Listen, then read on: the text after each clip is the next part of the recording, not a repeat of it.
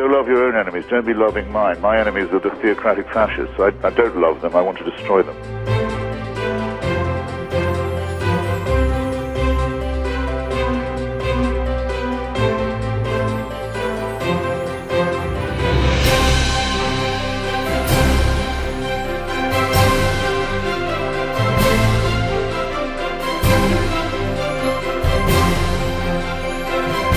You're a child made in the image of God. Oh no, you're not. You're a faggot. And you can't join your church and you can't go to heaven. This is disgraceful. It's inhuman.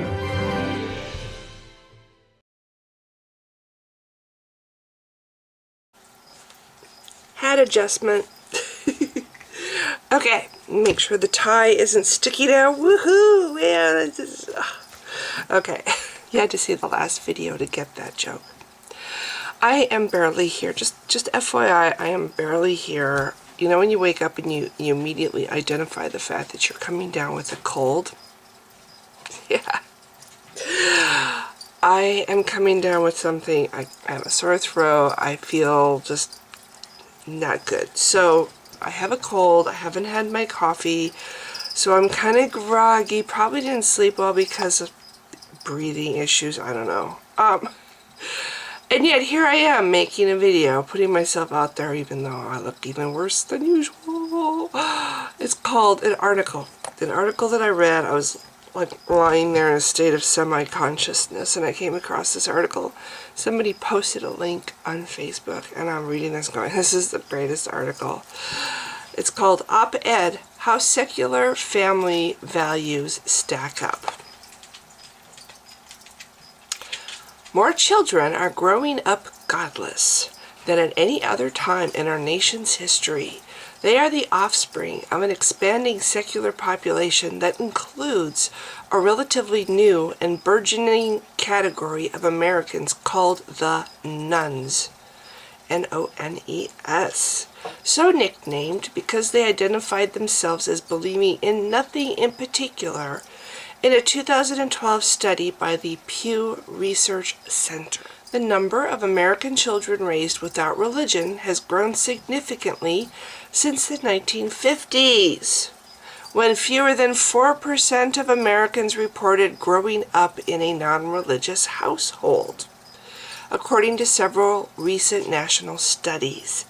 That figure entered the double digits when a 2012 study showed that 11% of people born after 1970 said they had been raised in secular homes.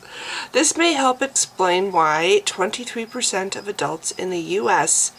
claim to have no religion, and more than 30% of Americans between the ages of 18 and 29 say the same. So how does the raising of upstanding moral children work without prayers at meal times and morality lessons at Sunday school?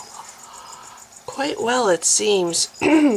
Far from being dysfunctional, nihilistic, and rudderless, without the security and rectitude of religion, secular households provide a sound and solid foundation for children, according to Vern Bankston, a USC professor of gerontology and sociology. For nearly 40 years, Bankston has overseen the longitudinal study of generations, which has become the largest study of religion and family life conducted across several generational cohorts in the United States.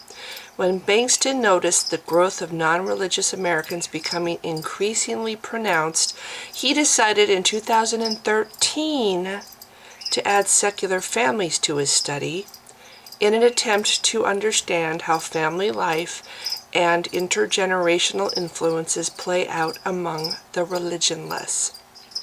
I just want to point out something. Non-religious people, the nuns, were an afterthought to this 40-year study.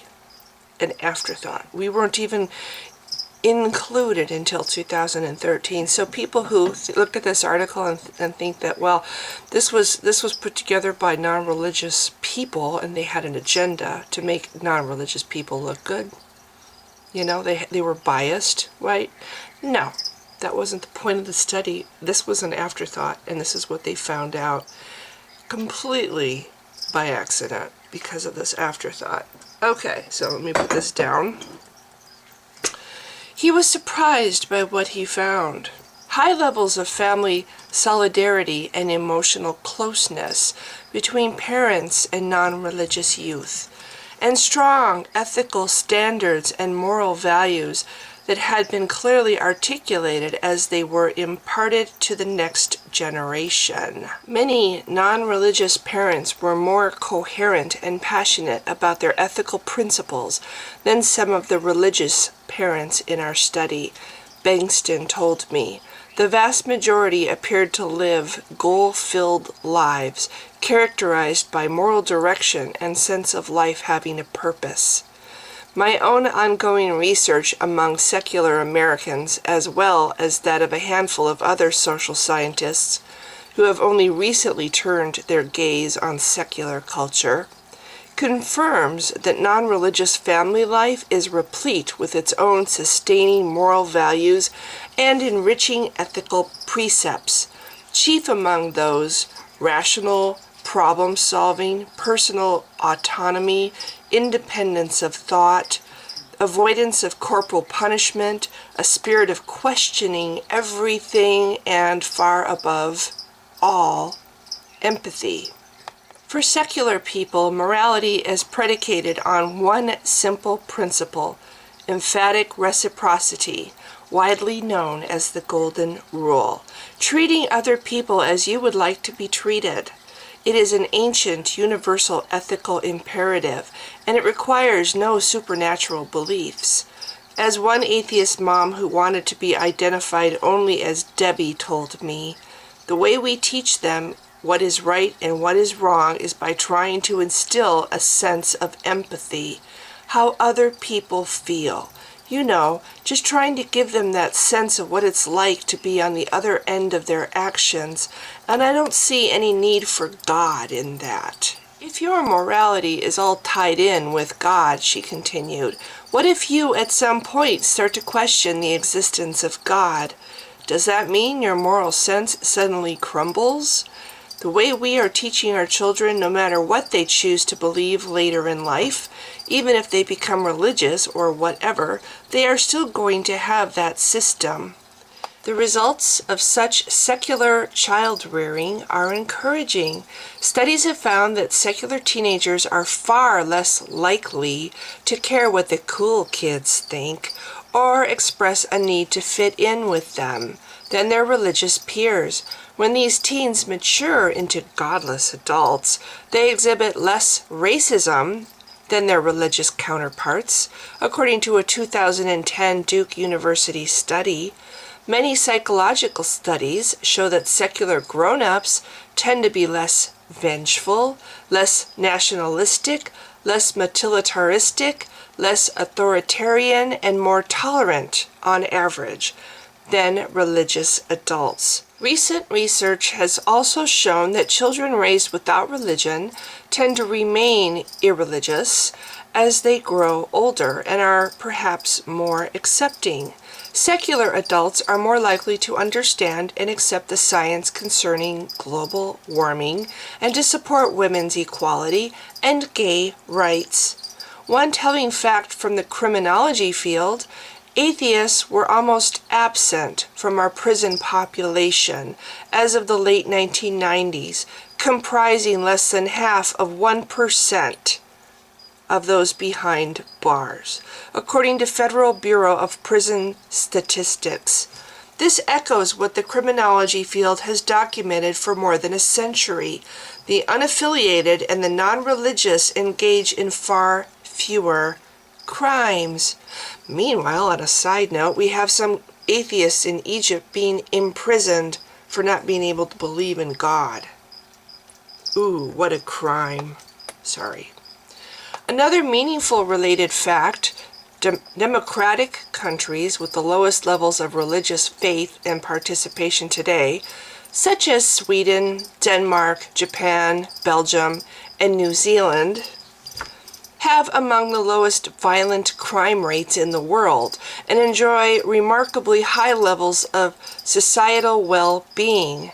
If secular people couldn't raise well-functioning moral children, then a preponderance of them in a given society would spell social disaster.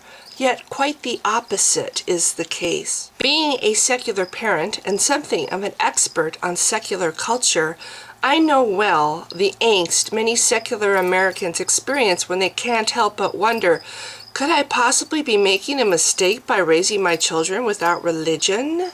The unequivocal answer is no. Children raised without religion have no shortage of positive traits and virtues, and they ought to be warmly welcomed as a growing American demographic. Yeah. Okay, so that's the article. It says at the bottom, Phil Zuckerman is a professor of sociology and secular studies at Pitzer College and author of Living the Secular Life, New Answers to Old Questions. So there you go. Yeah, I just love all the Christians that say to atheists, that you don't even know what good is or bad is, or you don't know right from wrong. You have no way to know what right from what is doing good versus doing bad. Or they say, to an atheist, you don't know what love is. You can't possibly love without God. Really. It's kind of arrogant. I use that word a lot in my videos, but that's just kind of arrogant to say to somebody who, just because they don't believe what you do, that they are dysfunctional in some way. They can't possibly love because they don't believe the same thing you do, or they can't possibly have morals or ethics because they don't believe the same thing you do. That's rude,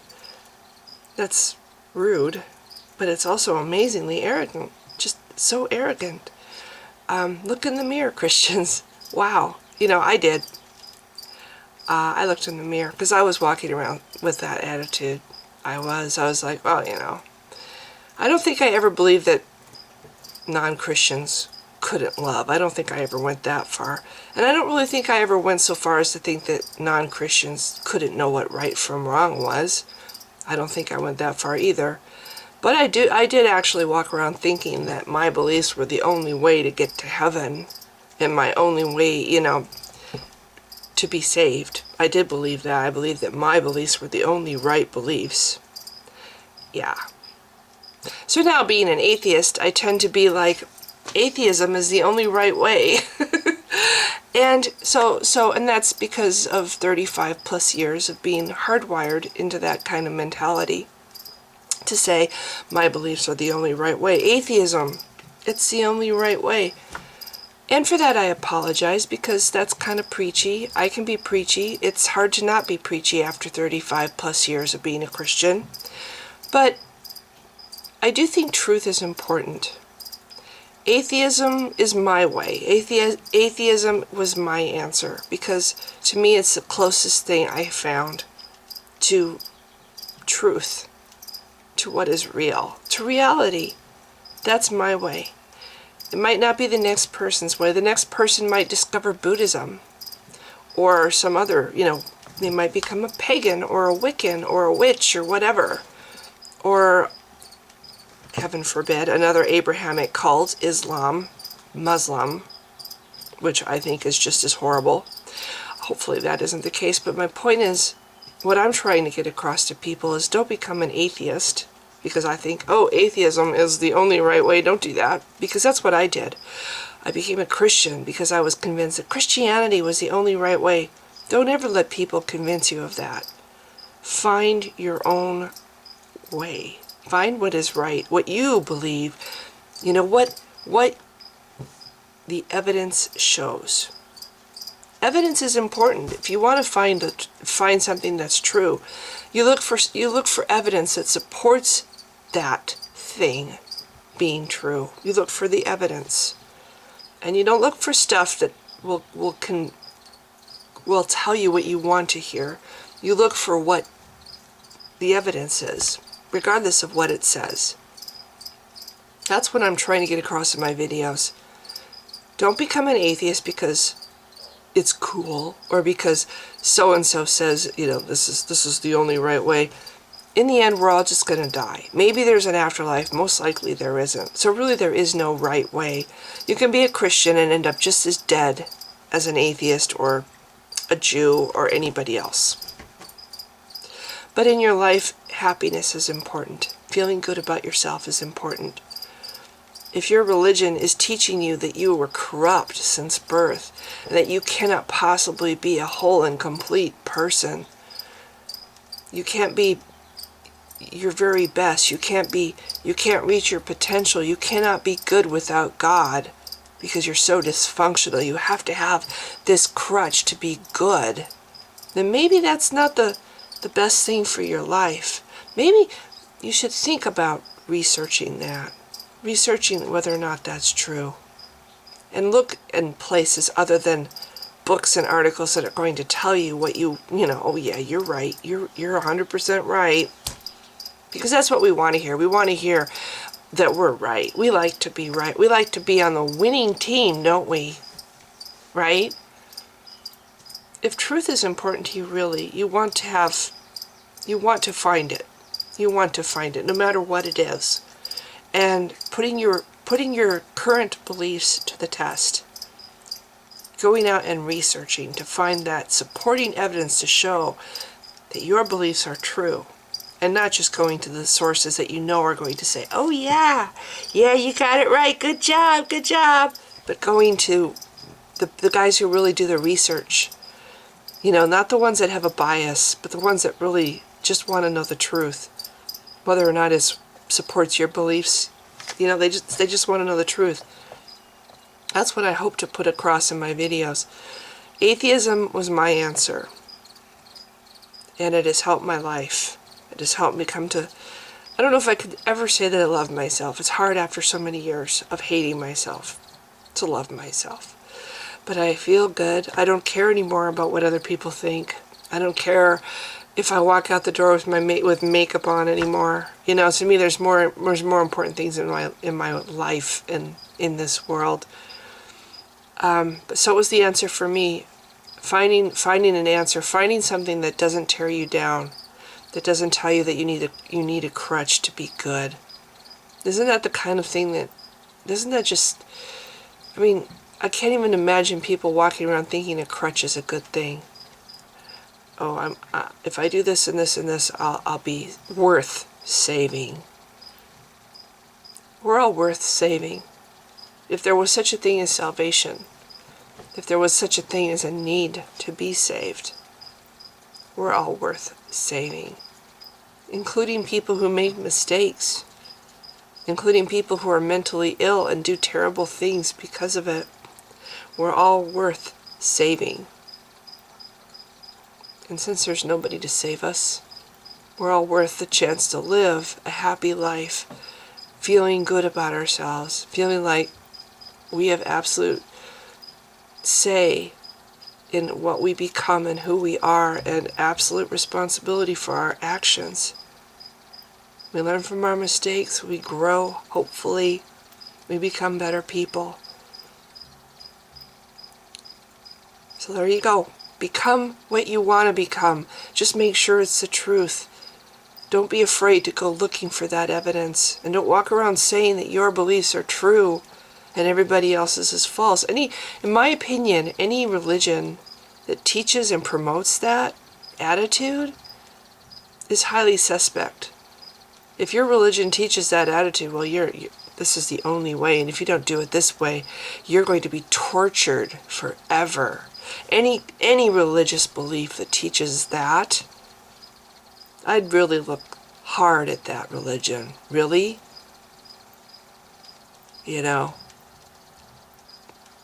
There's something wrong there. So anyway, this is me trying to do a video when I'm coming down with a head cold. If there's weird sound effects when I talk, that's why. And no coffee. If you've been watching, thanks. Bye. I am absolutely convinced that the main source of hatred in the world is religion. And I think it should be, religion, treated with ridicule and hatred and contempt. Share the same